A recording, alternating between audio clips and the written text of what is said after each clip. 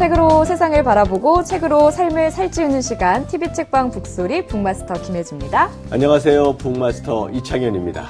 괜시리 마음이 헛헛한 밤에 읽고 싶은 책 제가 골라드리겠습니다. 북벤저스 박태근입니다.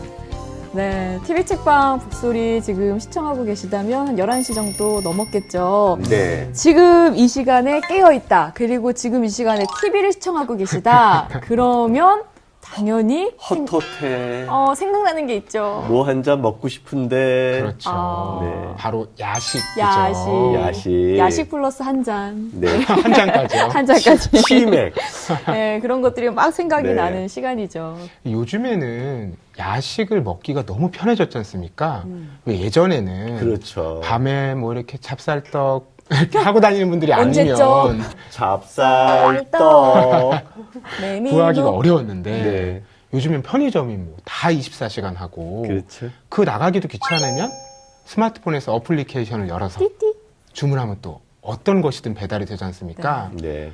야식을 피할래야 피할 수가 없는 이런 세상인 것 같아요. 맞아요. 네. 또 요즘에 미디어의 역할도 상당히 중요한 역할을 하는 것 같은데요. 먹방 프로그램이 상당히 많은데 사람들이 이제 음식을 보기만 해도 여러 가지 머릿속의 변화, 열망 이런 것들이 증진된다고 합니다. 그래서 MRI 사진을 보니까 그 사진만 보여주는데 24% 이상의 먹고 싶은 욕망들이 늘어나는 것들이 가시화됐다고 해요. 그러다 보니까 최근에 정부에서 우리 비만 대책으로 먹방 프로그램 규제한다라는 것들이 좀 참 터무니없다라고 생각했는데 꼭 터무니없는 것만도 아니다라는 생각까지 들더라고요.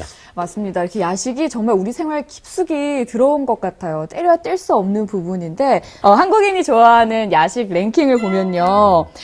치킨, 라면, 떡볶이, 햄버거, 그리고 족발, 보쌈이 항상 상위권에 이렇게 들어있는데요. 오늘 이 중에 한 가지 음식에 대해서 조금 더 깊은 이야기를 나눠보려고 합니다. 오늘의 수다북 주제 화면으로 만나보시죠.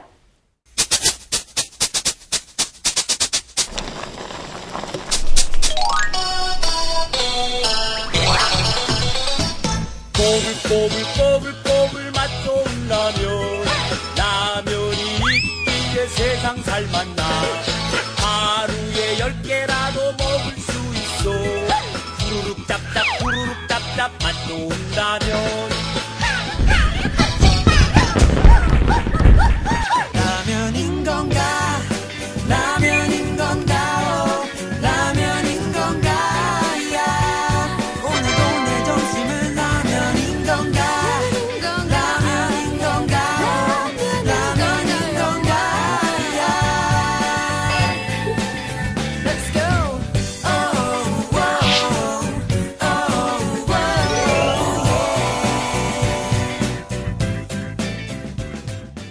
오늘 함께 나눠볼 수다북 주제 바로 알아두면 쓸모있는 라면의 차파입니다. 결국 라면이었어요. 네. 라면 하면 5천만 국민이 모두 사랑하는 음식 아니겠습니까? 그만큼 라면에는 맛부터 시대상 그리고 인문학까지 정말 많은 이야기들이 숨어 있는데요. 두 분도 라면 좋아하시죠? 그 라면 그러면 라면 속에는 DNA가 담겨 있고 네. 일단 그걸 먹으면 그거를 뿌리칠 수 없는 DNA가 내 몸에 있어서 끝없이 라면을 추구하는 그런 게 있는 것 같다는 생각이 들 때가 있어요. 일심동체처럼. 특히 라면이 늘 가까이 있을 때는 생각이 안 나는데 해외여행 가서 한 2박 3일 지났을 때 한국 식당 한 번도 안 갔을 때 그때 항상 주변을 찾아보죠. 혹시 갖고 온 거 있니? 이렇게 물어보는 그런 게 있는데 아마 그런 게 있고요. 군대에서 또 라면을 안 해주잖아요. 그렇죠. 그러니까 군대의 라지에다 위에 봉지라면 올려서 라면 끓여 먹는 것. 뭐 이런 것들까지 있습니다. 군대에서 라면을 안 줘요? 뭐 주식으로 먹는 건 아니니까. 그렇군요. 귀한 음식이죠. 네. 저도 라면을 굉장히 좋아하는데 저는 식사보다는 간식으로 많이 먹는 편입니다. 간식. 그렇죠. 이 밤에 잠이 오지 않고 출출할 때 아직까지는 2개씩 끓여 먹거든요. 그래요? 네. 정말? 라면이 1개 반짜리가 나와야 하는데 2개는 조금 많고 1개는 적고 이 문제가 있습니다. 그래서 늘 고민하다가 2개를 끓여 먹거든요. 그런데 왜 라면 먹고 나면 다음날 얼굴이 붓는다, 엄청 당긴다 이런 얘기를 하잖아요. 네. 저는 살면서 그런 느낌을 받아본 적이 없어요. 열심히 살아서 아니요. 그래서 저는 의문을 갖고 있죠. 그분들은 라면 말고 다른 걸 먹어서 그럴 것이다. 나처럼 라면만 먹으면 붓거나 당기지 않을 것이다. 저는 라면 먹고 우유 먹으면 안 부은다 그래서 우유를 꼭 챙겨 먹거든요. 그래서 붓나? 여기 이상한 가짜 뉴스를 시청자 전달하면 큰일 납니다. 이게 지금 뭐 하는 소리입니까, 이게 지금? 그렇군요. 이런 라면이 사실 한국인들한테는 정말 그냥 음식이 아니라 소울푸드라고 아, 네. 많이 말을 하잖아요. 그게 그만큼 값싸게 하지만 제일 만족스럽게 먹을 수 있는 음식인 것 같아요. 그런데 또 더 좋은 건 간편하다는 거죠. 그렇죠. 근데 오늘 이 토크가 아주 재밌을 거라는 예상을 해보면서 반대로 걱정도 됩니다. 침이 흐를 것 같아가지고 이거 참을인자를 새기면서 오늘 방송을 아니, 그래서 원래 사실은 우리가 여기다가 컵라면을 놓고 시작하자고 했는데 어디 간 겁니까, 이거 지금? 한 10대번째 말씀하셨어요. 먹고 싶지만 먹고 싶으나 어떤 라면을 먹어야 되는지 수많은 라면 중에 우리가 누굴 택해야 되는지 간접 모르겠어서 광고 때문에. 네, 그래서 참고 이따 끝나고 한 네. 젓가락 하시기로 하고요. 네. 저희 이제 한번 시작을 해보도록 하겠습니다. 그런데 오늘 두 분이 비어 있는데 라면 전문가가 2명이 나오시는 건가요? 제가 또 어렵게 두 분을 모셔봤습니다. 네. 먼저 작가 하창수 시민 북벤저스 그리고 개그맨 김대범 시민 북벤저스 모셨습니다. 나와주세요. 반갑습니다. 반갑습니다. 야, 이런 교양이 넘치는 곳에 저 같은 녀석이 와도 되는 건지 모르겠어요. 네. 더 철철 넘치십니다. 아, 그래요? 네. 네. 야, 진짜. 네. 방송이- 먼저 네. 우리 시청자분들께 인사 나눠주세요. 네, 카메라 어떤 거 봐야 되나요? 오, 카메라 되게 많네요. 카메라 찾아보세요. 네, 아주 빨간 불 켜져 있는. 네, 우리 TBS 시청자 여러분들 반갑습니다. 지금 11시인데 출출하시죠? 거기 아니에요. 아, 여기 아니에요. 어딜 봐야 되는 거예요? 이쪽에 숨어 있습니다. 아, 앞에. 여기. 네. 야, 몰카야, 이거? 오늘 몰카예요, 혹시 저? 야, 몰카입니다. 우리 TBS 시청자 여러분들 반갑습니다. 많이 봐주시고요. 라면 한 사발이 함께 하시면 좋을 것 같네요. 반갑습니다. 네. 작가님도 인사 나눠주실까요? 저 묻어가겠습니다. 저는 그 라면 알쓸신작, 라면 인문학 책을 감히 쓴 저자, 소설가입니다. 하창수입니다. 반갑습니다. 반갑습니다. 네. 사실 알쓸신작 에서 여러 가지 책들이 나왔는데 거기서 라면만 집중해서 책을 냈다라는 게 일단 되게 재밌고요. 그리고 또 더 재미난 것은 인문학이라는 그런 타이틀을 달고 있어서 우리가 라면을 요리를 소개하거나 세계의 라면을 소개하는 게 아니라 그 속의 역사와 문화 이런 거를 다뤘다는 이런 생각이 드는데요. 그 이전에는 이런 책은 없었죠? 제가 알기로는 없습니다. 네. 그러니까 제가 이 책을 쓰게 된 게 작가들이 그 겨울철이었는데 술 한잔 하면서 이런저런 얘기를 하다가 갑자기 옆자리에서 마침 라면을 시켰어요. 그 안주가 있구나. 왜 우리 잊어먹고 있었네? 네. 이러면서 라면에 관한 추억이라든가 이런 것들이 굉장히 공유하고 있죠, 우리가. 그렇죠. 근데 역시 작가들이어서 또 더 많은 얘기들이 나오곤 했었는데 마침 그 자리에 출판사를 하는 사람과 그 출판사의 편집장이 있었어요. 그래서 야, 이거 라면에 대해서 뭔가 책을 하나 내는 게 우리 사명을 다하는 게 아니냐, 이런 얘기가 나와서 누가 쓸래? 라는 얘기가 나왔죠. 그러니까 이건 필력도 있어야 되지만 이건 취재가 굉장히 관건이겠다. 그렇죠. 그러니까 시작하고 사실은 이거 잘못했구나라고 그 다음날부터 제가 알게 됐어요. 왜냐하면 자료가 없을 줄 알았거든요. 자료가 많아봐야 한 10몇 가지 정도. 근데 제가 실제로 이 책을 1년 반 동안 취재를 하고 집필은 반년 정도밖에 안 걸렸는데 그 취재하는 과정에서 책이 100여 권, 그다음에 논문만 80여 종을 제가 봤습니다. 라면에 대한. 라면에 대한 논문이 300종이 넘어요. 근데 그 중에서 이제 제가 서초동에 국립중앙도서관에 가서 제가 직접 복사를 해서 읽은 게 80종 정도 되죠. 취재가 정말 네. 풍성했다는 걸 느낄 수 있는 게 책을 열어보면 무슨 포장 용기, 부터 라면 시작해서. 광고를 어떻게 했는지 그리고 라면을 먹는 각계각층의 사람들은 어떤 상황에서 왜 라면을 즐기게 됐는지 정말 풍성한 얘기들이 있더라고요. 기존의 라면 관련된 책들을 보면 뭐 라면의 창시자라든지 아니면 라면 레시피라든지 라면에 대한 과학적인 접근이라든지 이렇게 한 가지 관점만 담고 있었는데 이 책만큼 다채로운 문화적 접근을 했던 책은 없던 것 같습니다. 그리고 제작비가 엄청 많이 든 것 같아요. 블록버스터죠. 출판사에서 지금 소송 걸지도 몰라요. 준비하세요, 지금. 오늘 네. 이 이야기의 스펙트럼이 어마어마하겠다라는 생각이 들고요. 네. 김대범 씨는 개그맨이신데 네. 괴식 라면 전도사로도 활동을 하세요. 네. 괴식 라면? 괴식? 그냥 저 혼자 라면을 너무 좋아해서 라면도 좀 다양하게 끓여 먹어보자 이런 의도로 이제 시작을 하게 됐는데 사실 괴식이 요새 좀 유행을 하긴 했어요. 그 태진아 씨가 콜라랑 우유를 넣어서 라면을 끓이기도 했었고 콜라와 우유? 네. 그게 그게 엉길 텐데. 근데 그게 굉장한 이슈가 됐었습니다. 그리고 이거는 뭐 다 아실 거예요. 두 가지 제품을 합쳐서 이거는 두 가지 제품 합친 이름이니까 얘기해도 될 거예요. 짜파구리라는 라면이 있어요. 짜파구리. 짜장라면하고 우동라면하고 합쳐서 만든 라면인데 그게 또 공전의 히트를 뭐 검색어 1위를 차지할 정도로 굉장히 사랑을 받았죠. 그런 레시피들이. 그래서 나도 한 요리 하는데 저도 취사병 출신이거든요. 취사병의 특권이 뭐겠습니까? 몰래 라면 끓여 먹는 거. 그렇죠. 그거 최고의 특권이거든요. 그래서 군대에서 해먹었던 모든 라면들과 내가 자취 16년 차, 16년 차 하면 뭐가 떠오르세요? 달인 아닙니까? 달인. 개콘에서 항상 뭐뭐 16년 차 할 때 이 달인의 경지가 딱 16년이거든요. 저도 이제 자취 16년 하면서 얻었던 그 수많은 레시피들을 나 혼자 갖고 있을 수는 없다. 내 라면 실력을 뽐내야겠다. 그래서 뭐 요리 프로그램이나 이런 프로그램에서 나를 섭외하게 만들어야겠다. 이런 목표가 있었죠. 그래서 이제 라면 요리를 정말 많이 이제 업로드를 했더니 여기저기서 이제 관심을 좀 가져주시더라고요. 네, 그래서 시작하게 된 겁니다. 그 SNS에 그 영상들을 계속 많이 올려주셨잖아요. 네, 네.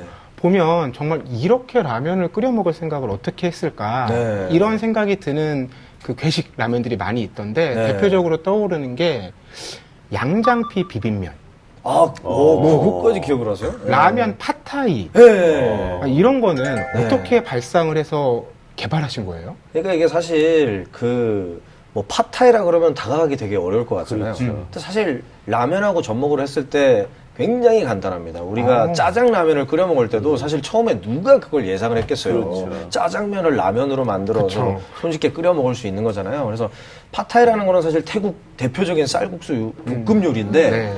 이 면이 라면으로만 바뀐 거예요. 그래서 팟타이에 들어가는 몇 가지 야채만 넣으면 돼요. 요새 채소라 그래야 되죠. 몇 가지 채소만 이렇게 넣어주면 돼요. 그래서 뭐 숙주나물이라든지 뭐 그런 것만 몇 가지 추가를 해서 또 땅콩 가루 같은 거 네, 곁들여서 먹고 그러잖아요. 네, 그런 것만 토핑만 살짝살짝 해줘도 굉장히 그 라면이 럭셔리해 보입니다. 이거 듣기만 해도 이 정도 되면 네. 라면 회사에서 네. 제안이 왔었어야 할 것 같은데. 지금 기다리고 있는데 좀 제가 삿대질 한번 하고 싶은데 뭐 하는 거예요 지금? 싸게 지금 열려 있는데 진짜 좀 활용 좀 해봐요. 네. 아니 팟타이 라면 영상이 있대요. 그거 네. 한번 같이 보고 가실게요. 네. 그럴까요? 네. 한번 봐주세요. 자, 지금부터 라면으로 팟타이를 만들어 보겠습니다. 네. 이런 식으로 이제 우와 저렇게 빨리 칼질하세요? 빨리 돌렸는데 저희 칼질 잘해요. 취사병 출신이라서. 근데 계란은 하나만 사용하셔도 되고 그거네. 재료는 숙주 나물만 넣으셔도 되지만 저는 좀 더 럭셔리하게 좀 몇 가지를 더 넣어봤어요. 청경채도 넣어주시면 굉장히 고급스러워 보이고. 라면은 진짜 라면을 진짜 사용하시는데 라면? 네. 팟타이 라면에 어울리는 건가요? 어울려요. 네. 근데 우와. 다른 라면도 상관이 없습니다. 오. 네. 우와. 그럴싸하지 않나요? 네. 네. 우리 또 매니저가 직접 시식을 제가 먹방을 잘 못하거든요. 제가 먹방하면 그렇게 맛없어 보인대요. 그래서 매니저를 시키고 있습니다. 매니저를 참 잘 두셨네요. 네. 아니 매니저가 저를 잘 둔 거죠. 아. 네. 얼마나 좋아요. 그냥 먹기만 그러니까 하면 말이에요. 돼요. 네. 아니 근데 그냥 진짜 라면으로 안 보이고 음식점 가서 한 15,000원 정도 네. 줘야 먹을 수 있는 일품인 것 같아요. 일품의 음식. 네. 다음은 이제 제가 가장 스스로 맛있게 먹었던 육회 비빔면. 지금부터 네, 아마 국내에서 제가 최초로 시도한, 전 세계 최초로 시도한 비빔면과 삼겹살 뭐 이런 거 뭐 골뱅이랑 먹기도 하고 그러는데 저는 육회랑 과감하게 같이 먹어봤는데 정말 맛있어요. 이거는 참을 수가 없었습니다. 제가 원래 요리 영상을 찍으면 제가 직접 먹지는 않거든요. 근데 이거는 이거 직접 먹어요. 네, 매니저 안 주고. 매니저가 먹는데 남겨달라 그랬어요. 어. 기가 막혀 이거 정말 진짜. 네, 요거는 정말 맛있어요. 네, 저거를 이제 비벼가지고 침이 고이네. 되게 어울리더라고요. 이 육회 덩어리랑 면이 중간중간에 깻잎하고 그리고 저 배도 썰어서 넣었거든요. 남겨달라 그랬습니다. 제가 참을 수가 없어서. 안 남길 것 같은데. 아니, 육회는 다 먹고 아. 라면만 남은 것 같은데. 이게 그 전 영상에는 매니저님이 이렇게 하세요. 네. 근데 마지막 건 여러 번 하시네요. 흥분해가지고. 네. 네, 찍다가 제가 야 그만 먹어 이랬거든요. 네. 맛있겠다. 이걸 보면서 네. 라면은 라면 한 개의 봉지로 끝나는 완성되는 게 아니라 라면은 요리의 베이스다. 네. 그러니까 이제 밥이 있으면 밥에다가 여러 가지 뭐 비빔밥, 볶음밥, 뭐 여러 가지 탕 이런 걸 다 할 수 있는 것처럼 그것처럼 라면을 우리가 이제까지 스프 넣고 그걸로만 호로록 끓여 먹는 걸로 끝났는데 네. 이제부터 라면이 베이스가 돼서 끝없는 바리에이션이 가능한 네. 이거야말로 진짜 한류의 열풍에 이어지는 K-푸드의 네. 시작이 아닌가. 이렇게까지. 뭐라고요? 바리레이션? 바리에이션. 바리에이션 외워두겠습니다. 네.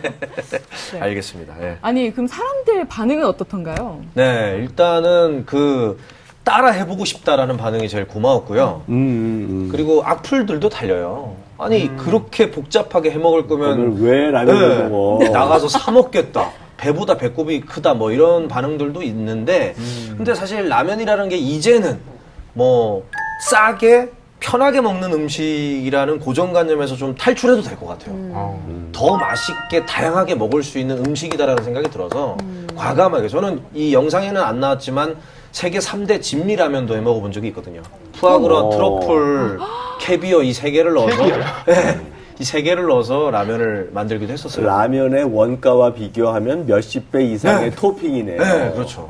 랍스터도 네, 랍스터 라면도 최근에 했었는데 그거는 저 말고도 많은 분들이 했었던 건데 3대 진미를 다 넣은 거는 제가 그러면 그 라면 이름을 이렇게 하세요. 배보다 배꼽이 라면. 네. 이름 좋네요. 네. 좀 길죠? 얼마나 들었어요?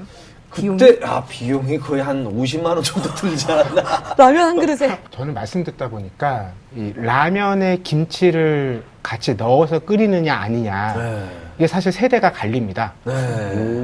바로 공감하시죠? 네. 김혜지 북마스터께서도 라면에 김치 같이 넣어서 끓이는 거 잘 그렇게 안 드시죠? 번도 해본 적 없어요. 마찬가지 저는 경계에 계신가요? 군대 제대하고는 이제 안 넣어서 먹습니다. 맞아요. 군대에서는 고참들이 넣으라 그래가지고 네, 네. 넣어서 그러네. 먹었고. 세대의 문제네. 네. 딱 갈리더라고요. 네. 저도 어릴 때는 부모님이 라면에 늘 김치를 이렇게 넣어서 같이 끓여서 주셨는데 제가 먹기 시작했을 때부터는 생김치를 따로 먹는 것이 훨씬 맛있지. 넣어 먹는 건 좀 밋밋하다. 이런 느낌이 그런 들었었거든요. 차이일 수도 있을 것 같아. 옛날 세대는 늘 김치독에 김치 국물이나 이런 게 늘 공급됐는데 최근에 혼자 살면서 김치를 그렇게 체계적으로 공급할 수가 없고 따로 사 먹으니까 넣을 김치도 없는 거야. 그럴 수도 있겠네요. 그런 이유죠. 근데 사실은 김치 국물이 중요해요. 그럼요. 김치를 따로 반찬으로 먹는 건 라면과 같이 먹는 건 그건 익숙한 우리 네네. 문화 있고 김치 국물을 넣으면 라면이 가지고 있는 그 느끼함을 잡아주니까 그러네. 지금 세대들도 활용해보는 게 좋을 것 같아요. 네, 제가 군대 있을 때 행정보급관이 그렇게 김치 국물 많이 넣으라 그러더라고요. 저보고 그렇지. 라면 끓여라고 시키면서. 나이 좀 먹은 분이었죠. 네. 그래가지고 참 그 레시피를 그분한테 배웠습니다, 저는. 네, 김치 국물 넣으면 굉장히 시원해지더라고요. 근데 그런 면에서 라면은 정말 그 자유도가 높은 음식인 게 네. 이걸 기초로 삼아서 모든 걸 다 넣을 수가 있는 거예요. 김치 얘기 나왔죠. 여기에다 게 이런 거 집어넣으면 그러네. 완전히 최고의 음식이 되죠. 뭐 이런 면에서 스파게티의 원료일 수도 있고요. 네. 짜장면의 원료가 되기도 하고. 그래서 저는 이 라면이 초기에는 버전 1 그냥 끓여 먹는 것. 그 시대를 지나면 정말 청년들이 자유롭게 이걸 베이스로 해서 너무 다양한 것들을 연출할 수 있고 이것이 혼자 사는 혼식 문화의 혼밥 문화의 새로운 창조적 DNA를 만들어낼 수 있지 않을까 이렇게 생각합니다. 네. 이렇게 자기만의 레시피를 만들어내고 그걸 또 자랑하면서 자랑하는 게 또 하나의 문화가 되기도 했거든요. 이렇게 수많은 마니아를 만들어내고 또 하나의 문화를 만들어내는 라면. 이쯤에서 라면이 만들어낸 문화 한 모습을 화면으로 만나보겠습니다.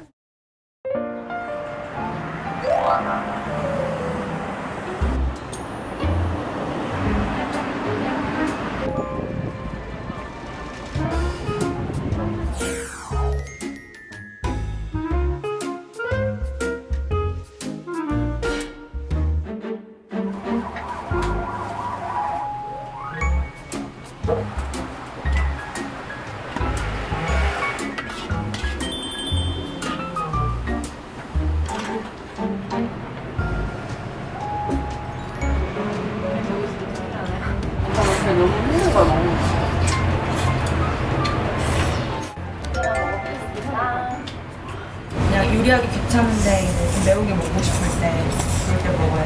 서민적이고 빠르게 준비할 수 있고 근데 맛있어요. 시대적으로 이제 많이 변해가 됐잖아요. 그래서 이제 요즘은 이제 또 특이한 라면 찾더라고요. 예.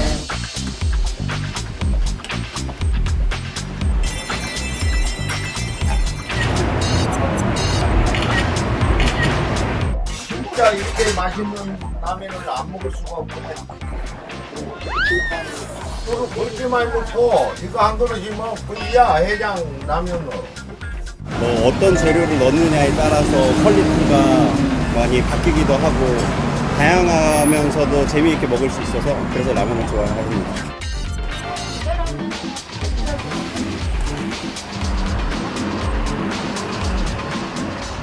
spell you got on me. It's like magic.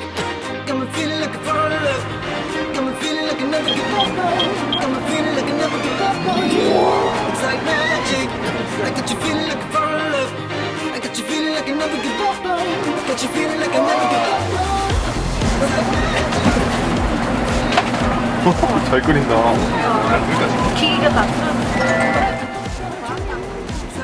아주 쉬운 것 같아요. 다 그냥 불 자동으로 나오고 끓여주고 물 조절도 제가 따로 안 해도 되고 해서 네, 일단 간편하니까 금방금방 빨리 먹을 수 있을 것 같아서 되게 좋은 것 같아요.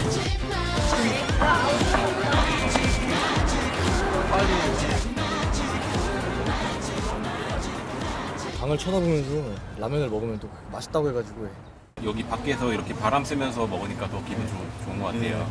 맛있는 시원한 바람과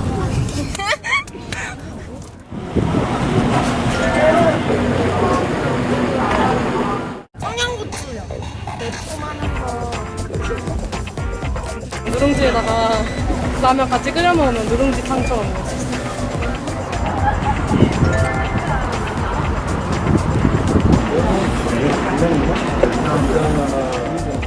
볶음면도 있고 국물 있는 것도 있으니까 내가 선택해서 먹을 수 있다는 게 정말 좋은 매력이 있는 것 같아요. 가장 많이 땡기는 한국인이 좋아하는 그런 맛이 많아서 가장 대표적으로 많이 찾고 있어요.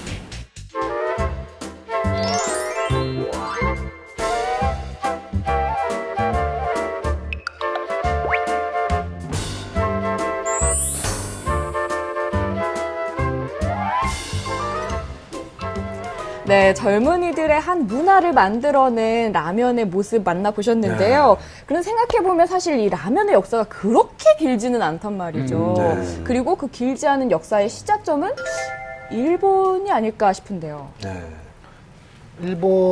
일본에서 한국으로 넘어온 거는 사실이에요. 근데 라멘이라는 원조가 있다면 이 라멘의 역사를 알아보는 게 사실은 라면의 역사를 알아보는 거랑 동일하거든요. 네. 그건 사실은 연원을 올라가면 굉장히 오래전으로 거슬러 올라갑니다. 그러니까 일테면 청일전쟁에 청나라가 패하고 이제 중국의 그쪽 이제 상하이 쪽 남쪽, 그러니까 중국 남쪽의 사람들이 그 일본으로 많이 가거든요. 그때 중국 음식들이 넘어가겠죠, 당연히.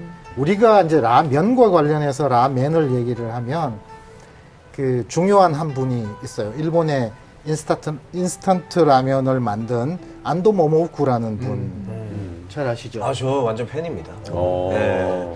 그분 장례식장에는 그 고이즈미 총리도 올 정도로. 갔다 오셨어요? 네, 저는 TV로 봤죠. 네, 가고 싶었으나. 네, 그때 라면 먹고 있느라고 못 갔어요. 네, 또 갔다 오셨는데 또 가고 보고 싶었어. 안동 정도면 뭐, 모모구가 그 인스턴트 라면을 만들고 그게 이제 한국으로 오게 되는 과정.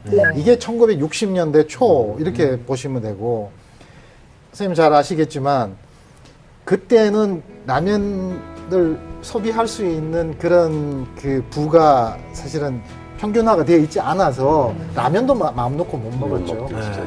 그러다가 이제 70년대, 저는 이제 70년대 어린 시절을 보냈던 사람인데 70년대는 조금 더 사정이 나아져서 그때는 간식보다는 어엿한 주식의 개념으로 라면이 자리를 잡기 시작을 하는 거죠. 그러다가 80년대에 오면서 우리가 알고 있는 대부분 베스트셀러가 80년대에 나오게 됩니다. 그리고 그게 다 스테디셀러가 되죠. 그 이후에 이제 뭐 건강을 이제 생각해서 만든 여러 가지 라면들이 개발되는 것. 이게 뭐 라면의 역사 전체를 한번 쭉 훑어보는 것이라고 볼 수가 있죠. 좀 구분해서 봐야 될 거라고 생각이 드는데요. 네. 일본에 있는 라멘은 아날로그 라멘이에요. 그러니까 그건 오래 시간 숙성하고 면을 직접 만들어야 되고 그것을 하려면 많은 정성이 들어가고 시간이 들어가는 거죠. 근데 라면이 돼버리면 겉면이 되고 인스턴트화 되어지고 이게 완전히 디지털 시대에 부합하는, 그러니까 버튼만 누르면 뜨거운 물 넣어서 바로 먹을 수 있는 이런 체제가 돼서 일본의 라면은 한국에 들어와 성공하지 못해요. 그런데 일본의 인스턴트 라면은 한국에서 성공하고 한국이 더 종주국화됩니다. 그러니까 이게 한중일의 묘한 관계인데요. 중국의 원래의 면이 일본으로 건너가서 라면이 되고 라멘이죠. 그것이 인스턴트화돼서 다시 한국에 들어와서 되는데 여기에는 미국의 역할이 상당히 큽니다. 그러니까 전후에 잉여농산물 프로젝트가 있어요. 그러니까 미국에 엄청나게 잉여농산물이 많은데 갖다 줄 데가 없거든요. 그러니까 이제 이것을 원조 대신에 그 밀가루로 직접 공수해서 대만, 한국, 일본이 그 대상자가 된 거예요. 근데 원래 우리는 밀가루 먹는 민족이 아니라 쌀 먹는 민족이거든요. 그러니까 국민을 개조하는 거죠. 그래서 수요일 날은 분식의 날, 그리고 쌀만 먹으면 안 되고 보리밥 먹어야 된다는 거 플러스 라면과 국수를 먹도록 되어 있고, 이때 드디어 우리나라의 학교 앞부터 분식집이 나타나는 거예요. 왜냐하면 식당은 다 그냥 식당이어야 되는데 분식집이라고 써는 것이 미국의 잉여농산물 프로젝트로 밀가루는 들어오는데 소비를 안 할 수는 없잖아요. 식량도 부족하니까. 근데 그런 것들이 결합돼서 나타났던 것 같다라는 현대사적 의미도 있습니다. 오늘 신기한 게 너무 많은데요. 이 책을 보면서 또 신기했던 거는 라면은 저는 원래 매운맛인 줄 알았거든요. 전 처음부터 그랬으니까요. 근데 원래 처음에는 이런 매운맛 라면이 아니었다면서요? 아예 이름 자체가 치킨 라면이었어요. 우리나라에 맨 처음에 출시된 라면 이름 자체가. 그건 그 일본의 치킨 라면 포장을 그대로 갖고 색깔만 살짝 바꾼 거예요. 그러니까 닭뼈를 베이스로 해서 국물을 냈는데 이 뼈 자체가 조금 품질이 어땠는지 하여튼 그건 약간 많이 먹기는 좀 힘들었었어요. 우리 위장이 아직까지 그걸 소화해낼 수 있는 게 아니어서 그랬는지는 모르겠지만 그렇죠. 배탈도 많이 나고 사실은. 근데 그게 개발이 되죠. 그러면 이제 오늘날 우리가 먹는 이 라면과 근사하게 되는 그 과정이 생겨나죠. 그렇군요. 저는 라면이 느끼하다라는 건 잘 상상이 안 되고요. 제가 즐겨 먹는 라면은 왜 오동통한 면발 있지 않습니까? 네, 알죠. 네네. 네. 우리가 보호해야 하는 야생동물. 그렇죠. 네. 그게 매우면서도 시원한 맛이 있지 않습니까? 네. 다시마 한 조각. 가끔 운 좋으면 2개가 들어있는데 그럴 때 참 삶이 살아볼 만한 것이다. 이런 느낌이 들죠. 근데 이런 매운맛 라면은 그러면 언제 처음 등장한 겁니까? 아, 이게 제가 살짝 알고 있는데, 이게 그 시옷 식품 있잖아요. 양 3마리 라면. 거기서 이제 그 굉장히 그 극적인 상황, 일본 그 라면 회사에서 레시피 달라 했는데 계속 안 주다가 공항에서 일본 그 라면 회사 직원이 슬쩍 줍니다. 그래서 그 회장이 한국 들여와서 이제 드디어 아까 말씀하신 치킨 라면을 개발을 했는데 박정희 대통령한테 첫 시식에 이제 부탁을 하는 거죠. 박정희 대통령이 그 라면을 먹고 이거 한국 사람들이 좋아하게 이 국물 색깔을 좀 뻘겋게 하면 어떠냐. 네. 그래서 빨간 국물 라면이 나왔다라는 일화를 다큐멘터리에서 봤습니다. 이거는 진짜겠죠? 네. 교수님 맞나요?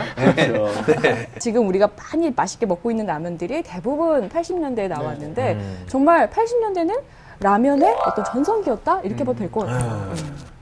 그때 뭐 특별한 사연이 있었는지 모르겠는데 저는 제가 80년대 때 맛봤던 라면 중에 짜장라면이 그렇지. 가장 인상 깊게 남아있어요. 왜냐하면 라면은 끓여서 먹을 줄 알았거든요. 그런데 어느 날 짜장라면이라는 것이 집에 들어옵니다. 그런데 이걸 끓이던 도중에 어머니께서 잠깐 옆집에서 불러서 나가신 거예요. 물은 끓고 저는 어찌할 바를 몰라서 일단 제가 아는 바대로 면과 스프를 동시에 다 넣습니다. 근데 뭔가 이 순간 잘못됐다라는 느낌이 오죠. 그런데 엄마가 오기 전에 이걸 빨리 해결해야겠다. 그래서 빨리 다 끓여서 국물까지 다 먹고 나서 아무 일 없었다는 듯이 어머니를 맞이했던 이런 기억이 있습니다. 그럴 때 트림이 나왔겠네요. 또 탄생한 게 있습니다. 네. 컵라면. 그렇죠. 네. 이게 일본에서는 굉장히 일찍 컵라면을 개발을 했지만 우리나라에서는 컵라면이 70년대에 한번 들어왔다가 별로 인기를 못 끌고 81년도에 또 다시 사발면 모양으로 한 번 더 이렇게 출시가 되는데 히트를 치게 되죠. 그래가지고 사실은 컵라면이 종류가 여러 가지가 있었는데 사발면하고 도시락 모양의 용기를 먹는 사람들이 좀 부자. 그리고 조그만 모양의 컵라면이 있었어요. 그거 먹으면 약간 100원 쌌거든요. 맞아. 네, 그래가지고 이 도시락 모양의 컵라면 먹는 애들은 부잣집 애들이었고 그나마 그 조그만 용기에 먹는 애들은 빨간 거. 네, 중산층. 그리고 컵라면조차 못 먹는 친구들은 좀 아쉬운 그런 분류가 나눠질 정도로 그 그런 게 도시락 있었죠. 형태의 그 용기면이 네. 러시아에서 최고 인기 좋다는 맞아요. 그렇다고. 마요네즈를 위에 뿌려 먹더라고요, 러시아 분들이. 네. 둥둥 뜰 텐데. 근데 그분들은 또 마요네즈를 워낙 좋아해서 그렇게 드시더라고요. 그러니까 80년대 여러 가지 라면이 나왔던 것은 어쩌면 80년대에 이제 칼라 텔레비전이 등장하면서 시각적으로도 다양한 색깔에 대한 열망들이 있었고 이때가 물질적 풍요의 시대가 시작되는 거거든요. 본격적인 소비 시대가 되니까 다양한 옛날에는 라면 하면 하나밖에 없었는데 그런 다양한 것들이 만들어지고 이때부터 본격적인 그런 라면의 문화가 형성된 게 아닌가 싶습니다. 그 컵라면도 라면의 그 융성 그럼요. 네. 크게 일조하는 건데 네. 상당히 대조되는 게 또 최근에도 여러 가지 사건들이 많지만 열악한 노동 조건 하에서 빨리 뭔가를 끼니를 해결해야 되는 노동자들에게 또 이 그 컵라면이 유용하게 쓰였던 것. 이 장면은 이제 취재 과정에서 제가 좀 가슴이 짠했던 뭐 그런 대목이기도 합니다. 저는 아까 말씀하신 컵라면 얘기를 들으면서 구의역 사고와 관련해서 청년의 가방을 사진을 찍어서 보여준 적이 있습니다. 똑같이 요번에 그 태안 화력발전소에서 숨진 노동자 김영준 씨의 유품에서도 컵라면이 나왔다고 하잖아요. 그러니까 이것은 되게 사회적인 그 상징이거든요. 버닝썬에서 노는 친구들은 사실은 환각제를 먹어가면서 유흥을 즐기는데 똑같은 청년인데 노동의 현장에서는 그 생존의 아이콘으로서의 컵라면이 보여진다는 것. 저는 우리 사회에 아주 좀 이렇게 불평등한 사회 구조가 이 컵라면으로서 드러나고 있다라는 점에서 또 하나의 상징성이 있습니다. 하창수 시민 북벤저스가 쓴 라면에 관한 알쓸신잡, 라면 인문학 이 책을 보면요. 이런 글이 쓰여 있습니다. 라면에 대한 과학적 분석과 검토는 라면의 맛, 라면에 대한 추억, 라면이 불러일으키는 정서적 환기에는 어떤 영향도 미치지 못한다. 건강을 생각한 이른바 프리미엄 라면이 사람들의 구매 의욕을 그다지 왕성하게 자극하지 못하는 이유가 여기에 있을지 모른다. 라면을 두고 이런 여러 가지 담론들이 나오는 이유가 이 글에 내포되어 있지 않나 이런 생각을 해보게 되는데요. 실제로 우리 문학 작품에도 라면이 많이 등장하죠. 그렇죠. 많이 나오죠. 그 굉장히 문학적으로 사용하기 좋은 모티브라는 생각이 들더라고요. 이게 제가 라면에 인문학적으로 접근하자 하고 맨 처음 읽었던 책이 그 고 김현 비평가의 라면에 관한 생각이에요. 이건 그 김현 선생은 40대 말에 세상을 떠났는데 그 대학원 조교 시절에 그 불문학 전공하셨던 대학원 조교 시절에 라면이 막 나왔을 때예요. 그러니까 하숙을 하다가 이제 하숙밥에 진력이 나고 이러면 그 조교실에서 먹고 자고 막 이럴 때 그 라면을 끓여서 먹었는데 재미난 표현 중에 이게 설거지를 별로 잘 안 해서 그런지 아니면 그 닭국물이 조금 저렴해서 그랬는지 이제 한 두세 달 끓여 먹다 보면은 비누 냄새가 났다 이런 표현이 나와요. 사실 그 김면 선생의 라면론은 라면의 역사성과는 약간 별개의 것이긴 합니다. 그러니까 그때는 라면에 관한 역사라든가 이런 것들이 지금처럼 이렇게 찾아볼 수 있는 게 아니었으니까요. 그렇긴 하지만 라면을 통해서 당대의 사회성까지도 짚어냈던 아주 훌륭한 글이었죠. 그러니까 사실 라면에는 귀천이 없었어요. 그 당시에는 라면은 모든 국민들의 일종의 주식이고 간식이었고요. 그래서 모든 사람들이 다 그런 경험들을 갖고 있었고 김현 선생님도 마찬가지였는데 뭐 김은 작가도 라면을 끓이며라는 수필집에 있는데 이런 글이 나옵니다. 제가 한번 읽어볼게요.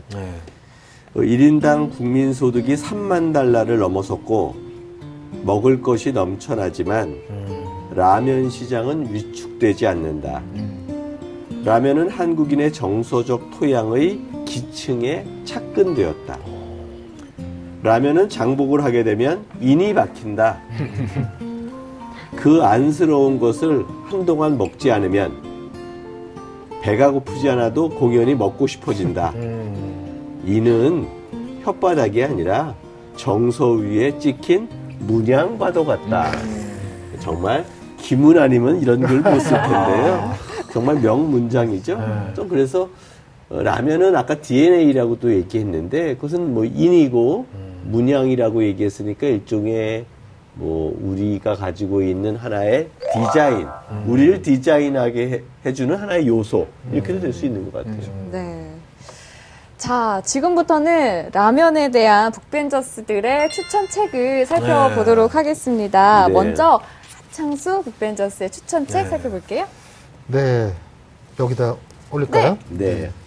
이거 저희 집에도 있는 책이에요. 네, 라면이란 무엇인가. 저는 감히 이 책을 라멘의 바이블이라고 제가 그렇게 부르진 않았지만 제가 많이 도움을 받았던 이게 책입니다. 일본의 라멘이란 무엇인가 이런 거래요. 그러니까 라면을 알려면 라멘의 알아야 시작을 되죠. 알아야 되니까. 근데 이 책이 좋은 건 라면의 역사뿐만이 아니라 라멘의 그 국물 내는 것, 토핑하는 것, 면 뽑는 것 이런 것까지도 누군가가 묻지도 않았는데 라면의 역사를 쫙 읊어주죠. 라면이 나올 때까지.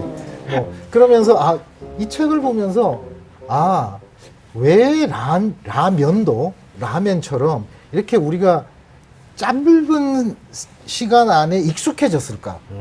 이런 것들을 이렇게 덕후라고 우리가 지금은 표현하는데 이 음식 안에는 그런 덕후성이 사실은 많이 들어가 있지 않을까라는 생각이 들어요. 그 김은 선생님이 얘기했던 문양이라는 게 이런 요소일 거예요. 특히 저 작가 같은 경우는 라면 만화만 10여 편 이상 발표를 한 분이에요. 그러니까 일본은 워낙 음식 만화가 많기도 하지만 그 중에서도 또 라면 만화라는 장르를 따로 둘 정도로 굉장히 많은 작품들이 나오거든요. 그렇기 때문에 그간 취재하고 또 라면을 관련된 이야기들을 만들어내는 과정에서 겪었던 경험들이 정수처럼 담겨있는 책이 아닌가 그런 생각이 듭니다.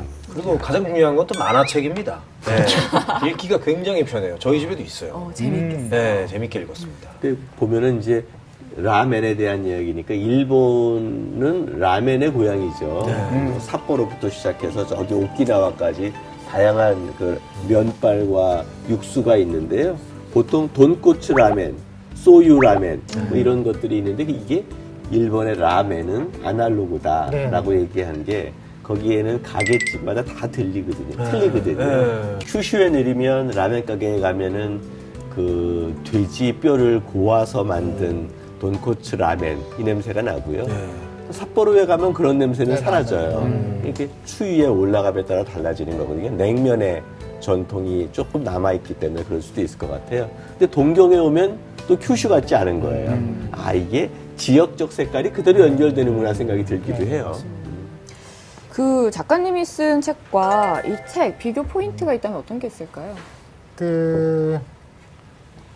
이분은 라면의 실질적인 면, 그러니까 뭐 아까 얘기했듯이 국물이라든가 면이라든가 토핑이라든가 여러 가지 것들의 그 역사성을 가미해서 설명을 해주고 있다고 보시면 되고, 제 책은 그러니까 정서적인 면을 조금 더 많이 들어가고, 그다음 과학적인 측면, 마케팅 측면, 뭐 미술적인 측면, 포장 같은 경우는 미술적인 측면이 들어가야 되니까 그런 것들도 함께 실어서, 어쨌든 제가 라면으로서는 이 책 이전에는 없었으니까 그런 일종의 사명감을 가지고 만들었다고 보면 되겠죠. 그렇군요. 같이 보면 더 좋겠네요. 네. 그래서, 예.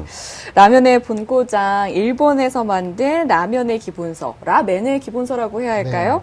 라면이란 무엇인가 였습니다. 이어서 김대범 북벤저스가 네. 가져온 책은 뭘까요? 저는 이제 라면 완전 정복이라는 책을 가지고 왔거든요. 이제, 표준 정가가 아니라. 네. 아주 이 책 표지부터 라면 같지 않습니까? 네. 네. 진짜 어느 회사 라면 봉지 네. 약간 떠오르죠. 몇 개 라면이. 근데 이 라면 책은 제가 이렇게 평가를 하고 싶어요. 그 라면의 미슐랭 가이드 같은. 네. 시중에 나와 있는 거의 모든 라면에 대한 평점이 다 들어가 있고, 또 어떻게 하면 맛있게 끓여 먹을 수 있나라는 것도 기본적으로 들어가 있고, 그러니까 대한민국에 있는 시중에 판매되는 라면의 완전판이라고 보시면 될 것 같아요. 네. 김대범 씨는 약간 괴식 라면의 마니아라고 표현을 한다면 이 책의 저자는 어떤 류의 마니아일까요? 그러니까 기본에 충실한 분 같아요. 라면 제품에 관한 그 기본, 그 라면 뒤에 있는 그 레시피에 좀 충실하신 분인데, 어쨌든 이분도 군 생활을 하다가 라면의 매력을 또 발견하신 분이더라고요. 원류가 같으시네요. 네. 사실 군대에서 먹는 라면을 이길 라면은 없는 것 같아요. 그 외국에도 그 라면 블로거는 많이 있는 것 같아요. 어떻습니까? 네, 그 한스 리넷이라는 미국의 굉장히 유명한, 세계적으로도 굉장히 유명한 라면 블로거가 있는데요. 이 저자가 그 블로그를 보고, 아니 라면은 어찌 보면 라멘은 일본이겠지만 라면은 우리 대한민국이 종주국이라고 해도 과언이 아닐 정도로 굉장히 전 세계에서 사랑을 받고 있는데 우리 라면을 좀 소개하면 좋겠다 해가지고 블로그에 굉장히 그 우리 라면을 계속 연재하고 소개하는 그런 일을 하신 분이에요. 그래서 굉장히 그 저보다 어찌 보면 라면을 더 좋아하시는, 그야말로 진정한 라면 덕후가 쓴 책입니다. 그러면 그 블로그에 연재했던 글들을 다 모아서 책으로 낸 건가요? 네. 이 책에 맞게 또 이제 각색도 좀 하셨고, 그래서 읽어보시면 굉장히 그 라면을 선택하는데 도움이 되실 거라는 생각이 들어요. 네. 두 분이 한번 만나서 대화를 나눠볼 기회도 있으면 좋겠다는 생각이 드는데, 아쉽게도 남자분이어서 별로 만나고 싶어요. 여자분이었으면 적극적으로 제가 한번. 그러면 사람에 주목하는 게 아니라 우리가 다시 한번 책에 주목해서 책에만 주목하면 될 것 같아요. 구체적으로 좀 어떤 부분들이 우리가 집중해서 좀 보면 좋을지. 일단 제일 좋았던 거는 모든 회사에서 나온 라면을 이 평점을 매겨놓은 부분이 너무 좋았습니다. 이게 사실은 어찌됐든 간에 개인 취향일 수도 있으나, 그 평점만 봐도 제 취향에 이렇게 맞춰서 또 이렇게 고를 수가 있겠더라고요. 그래서 저같이 이 괴식 라면을 하는 사람에게는 굉장히 좋은 자료가 되겠더라고요. 이 라면으로 이런 걸 끓여봐도 좋겠구나라는, 그야말로 마트에 가지 않아도, 제가 마트에서 라면을 다 사서 끓여 먹어보지 않아도 마치 라면을 다 끓여 먹어본 듯한 그런 간접적인 경험을 선물하는 책이기 때문에 굉장히 저로서는 추천해드리고 싶은 책이고, 그리고 굉장히 유명한 분이죠. 우리 황교익 씨가 이 책을 또 읽고, 야, 그런 평가를 또 해주셨어요. 이 저자 때문에 사람들이 라면이 더 맛있어졌다, 라면이 더 고급스럽게 느껴졌다라는 평가가 질투날 정도로 좋은 책이다, 이런 평가를 또 해주셨습니다. 너무 궁금해서 이창현 북마스터도 펴보셨고 저도 잠깐 살펴봤는데 정말 다양한 라면을 되게 쉽게 설명을 잘 해놓은 것 같아요. 그래서 꼭 읽어보고 싶고, 알고 먹으면 라면이 더 맛있다는 걸 알려주는 라면 완전 정복이었습니다. 자, 마지막으로 박태근 북벤저스의 추천책은 뭘까요? 네, 제가 가져온 책은 너무 충격적인 책인데요. 충격까지? 왜냐하면 라면이 사라진 시대를 상상하는 얘기입니다. 안 돼. 그렇죠. 그거 있을 수가 없는 거예요. 그러면 유튜브 영상 다 삭제되는 거 아닌가요? 삭제되고 이거. 네, 김희선 작가의 단편 라면의 황제를 가져왔습니다. 아니, 라면이 사라진 시대라니 저는 상상이 안 되는데요. 아마 그런 관점 아닐까요? 저는 라면을 그렇게 정의하거든요. 이 정부가 허락한 유일한 마약이다. 마약 같은 매력이 있잖아요. 그래서 아마 미래에는 이걸 마약류로 분류를 해서 못 먹게 해서 이렇게 된 거 아닌가요? 아, 그런 맥락이 연결이 됩니다. 그래요? 거보세요. 왜냐면 사람들이 이런 얘기를 하기 시작하는 거예요. 야, 라면을 먹는 동네 아이들은 대학 진학률이 낮더라. 라면을 많이 소비하는 지역에서는 폭력 사건이 많이 나타나더라. 이런 식의 이제 기사들이 나오기 시작하는 거예요. 그럼 사람들은 라면에 대한 혐오를 점차 강화하겠죠. 이게 점차 확산되다 보니까 어느 날 정부에서 그러면 이 문제 있는 음식 세상에서 없애버리자. 라면을 없앱니다. 그런데 이 이야기의 주인공은요. 죽기 직전까지 27년 동안 라면만 먹었던 사람이에요. 이 사람이 남긴 책 제목이요. 내 영혼의 라면 한 그릇입니다. 닭고기 스프가 아니고요. 네. 그 사람이 그 책을 남기고 세상을 떠났는데 그 책에는 이런 문장이 있습니다. 아무리 극심한 추위가 몰려와도 라면 한 그릇이면 이겨낼 수 있다. 그런데 지금 그 책을 읽은 사람들은 라면 맛을 모르잖아요. 이 문장의 의미가 너무 궁금한 거예요. 그래서 라면을 다시 되살리기 위해서 동호회를 만들고요. 라면에 대한 정보를 막 찾기 시작합니다. 그러면서 벌어지는 이야기를 담고 있는 소설이에요. 그 지리산에서 반달곰 복원 프로젝트처럼 라면을 복원하는 프로젝트. 야, 정말 대단한데요. 그런 것들 말고 이 속에서 너무 눈여겨볼 수 있는 부분들이 있다고 얘기를 하는데 어떤 부분들이 있어요? 이 책에서 먹는 것에 왜 이렇게 사람들이 집착하는가 이런 문제 제기를 합니다. 그러니까 앞서 제가 세상이 먹는 것 하나에 이렇게 집중해서 정책까지 바꿨다고 말씀드렸잖아요. 예전에는 우리 사회가 어떤 방향으로 가면 좋은가 이런 문제들을 자주 던졌는데 이제는 뭘 먹으면 내 몸에 좋은가 좋지 않은가 이런 거에 계속 사람들이 집중을 하게 된다는 거예요. 그래서 그런 부분에 대한 약간의 비판적인 의식 이런 것들도 담고 있는 것 같습니다. 사실 일반적으로는 라면 그러면 건강식은 아니죠. 라면 먹으면 별로 몸에 안 좋다. 뭐 라면 많이 먹으면 나중에 썩지도 않는다. 뭐 이런 얘기까지 하는데 뭐 그런 것들 있는데 뭐 이런 얘기도 좀 흥미롭다고 볼 수도 있겠네요. 정말 라면에 대해서 오늘 다양한 이야기 나눠봤는데요. 오늘 두 분 어떠셨는지 너무 궁금합니다.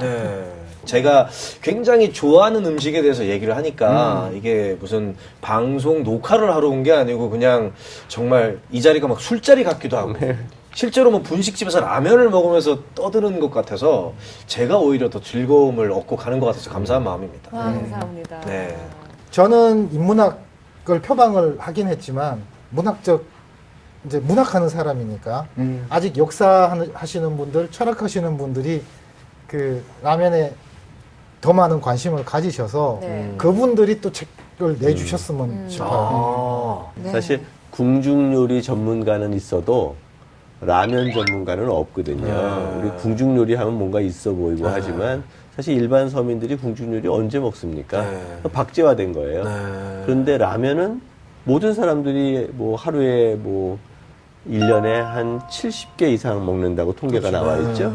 그렇다고 한다면 70번 이상의 경험을 다채롭게 할 수 있는 인문적 토대를 사실 제공해줘야 되거든요. 우리 인문학자들이. 그러니까 그런 면에서 저는 그 라면의 요번 이 책이 의미가 있다고 생각하고 작가님의 의미도 있다고 생각하고요.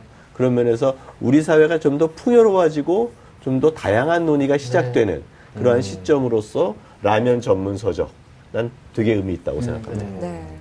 아는 만큼 보인다. 보이는 것처럼. 라는 말이 있는데. 아는 만큼 맛있다, 라면. 아는 만큼 재미도 있었다. 라는 이야기 전해드리고 싶어요. 오늘 좋은 이야기 나눠주셔서 정말 다시 한번 감사 인사드립니다. 감사합니다. 아유, 박수 한번 감사합니다. 네, 그리고 이어서 이가희 북벤저스가 준비한 신간 언박싱 그리고 셀럽들의 책 추천 릴레이북이 이어집니다. 이번 주에는 또 어떤 신간들이 나왔을까요? 확인해 보시죠.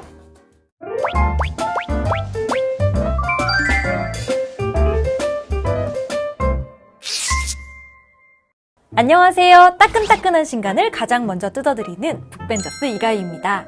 짧았던 봄이 순식간에 지나가고 벌써 에어컨 밑이 행복한 6월이 다가왔습니다. 오늘은 여러분이 에어컨 없이도 시원하게 즐길 수 있는 신간 2권을 준비했는데요. 과연 어떤 책들인지 지금 함께 만나보시죠. 박스를 한번 뜯어볼까요? 네. 어떡하지? 와, 광렬한 책들이 눈에 띄는데요. 그리고 굉장히 두껍고 무거운 책들입니다. 한 번씩 살펴볼까요? 첫 번째로 제가 주문한 책은 한국 요괴 도감입니다. 다른 책하고 다르게 눈에 띄는 특징이 바로 이 책등입니다. 실이 다 보이고 책 한 장 한 장 다 보이는 그런 방식의 제본인데요.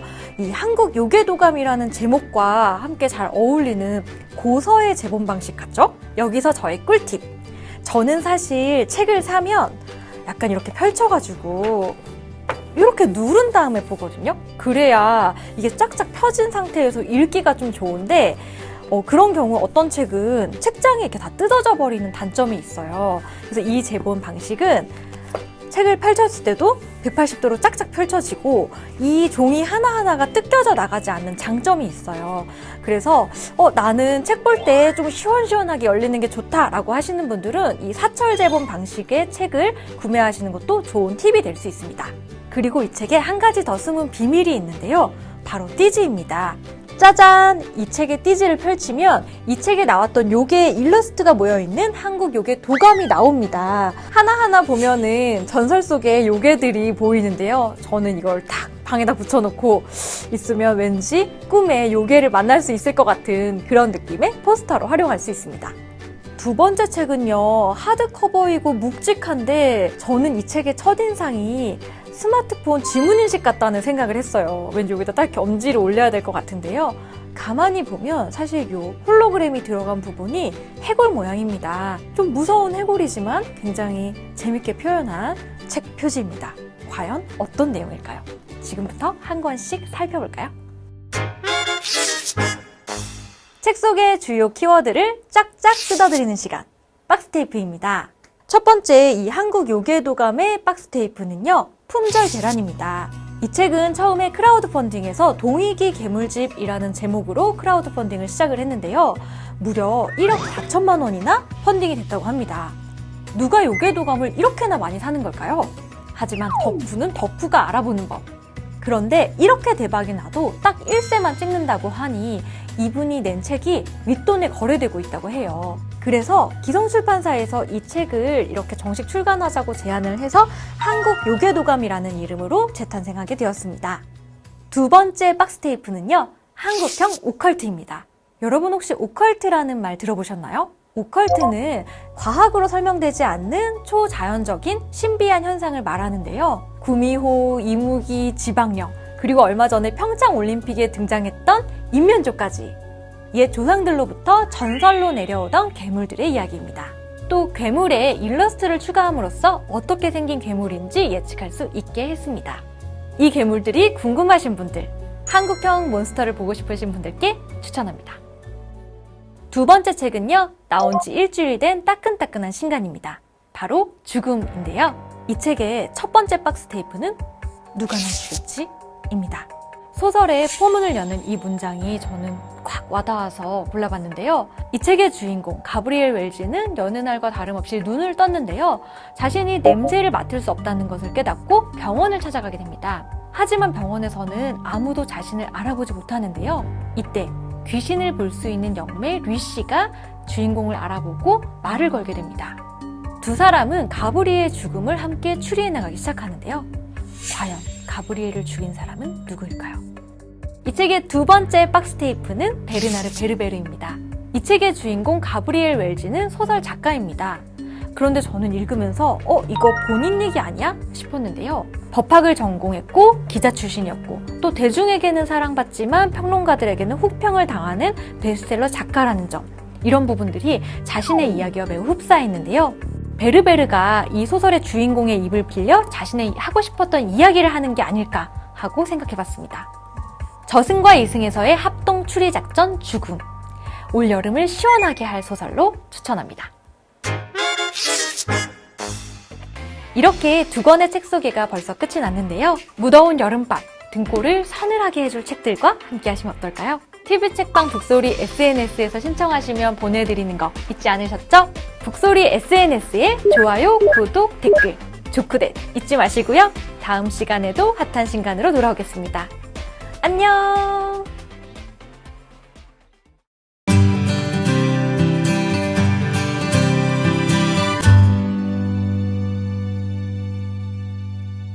안녕하세요 여러분. 네, TV 책방 북소리 릴레이북이 맞습니다. 놀라셨죠? 오늘의 릴레이북 주자는 운동선수? 운동하기에 딱 좋은 청명한 날씨, 자전거를 타고 있는 이번 주자. 가방에는 오늘의 추천책이 들어있겠죠? 책 가지고 어디 가는 거예요? 나도 데려가요. 자전거를 타고 도착한 곳은 릴레이북 촬영 장소. PD님, 다음 주자 이제 좀 알려주세요. 안녕하세요. 저는 이영미라고 하고요. 25년간 책상에 앉아서 책을 읽으며 책을 만든 에디터로 살았습니다. 그러다 10년 전부터 갑자기 달리고 수영하고 사이클을 타면서 운동선수로 살고 있는데요. 네, 그래서 그런 경험을 마녀체력이란 책으로 엮고 지금은 작가로도 활동하고 있습니다.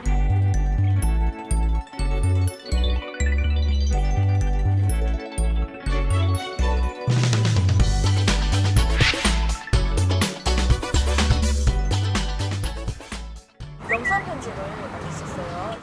이영미 작가님, 언니 반가워요. 책 얘기를 할 때는 항상 떠오르는 것 같아요. 세상을 바꾸는 아주 작은 또 그렇지만 강력한 힘을 뻗치고 계신 게 아닌가 해서 굉장히 활동하시는 게 보기 좋고요. 또 좋은 책도 많이 내주시고요. 제 곁에도 있어주세요. 네.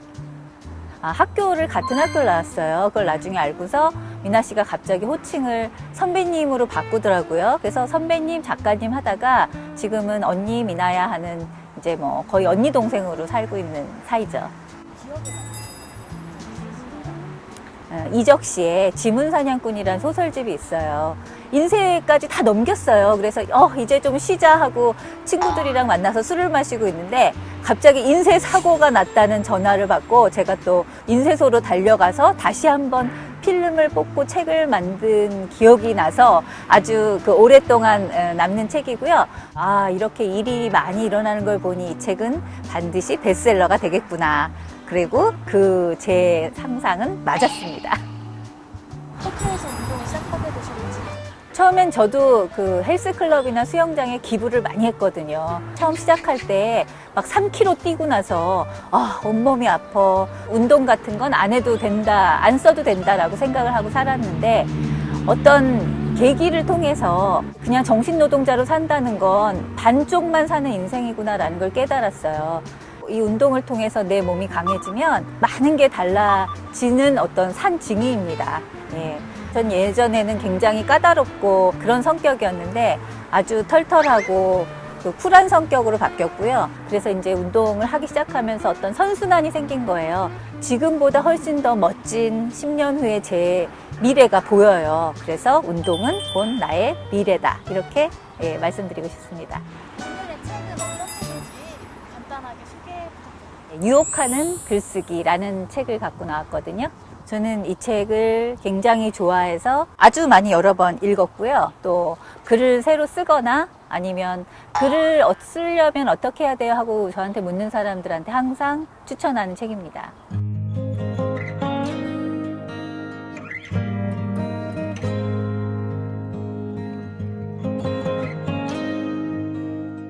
글을 어떻게 써야 재밌고 이 사람들을 정말 유혹할 수 있는지, 그 다음에 글이 생동감 있고 펄펄 날뛰는 생선 같은 글이 되는지를 볼 때마다 느끼고 있습니다. 이렇게 보여드리면 많은 부분을 접어왔는데 맨 마지막에 어떤 문장이 가장 이 책의 백미라고 생각을 합니다. 그 부분을 한번 좀 읽어볼게요. 글쓰기의 목적은 살아남고 이겨내고 일어서는 것이다. 행복해지는 것이다. 행복해지는 것. 여러분도 할 수 있다는, 여러분도 해야 한다는, 그리고 시작할 용기만 있다면 여러분도 해내게 될 것이라는 나의 장담이다. 여기서 스티븐 킹이 말하는 이 글쓰기란 말을 사실 체력이나 운동으로 바꿔도 되거든요. 허한 속을 채울 수 있는 아주 귀한 샘물 같은 거라서 내가 말하고자 하는 것과 아주 일맥상통하는 그런 글이라고 생각합니다.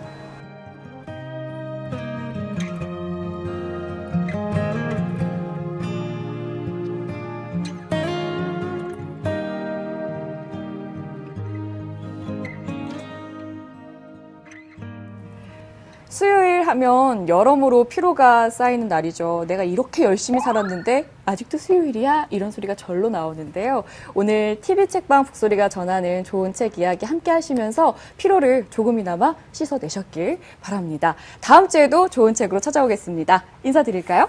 북으로 소라는 세상을 이롭게 하라. 다음 주에 만나요.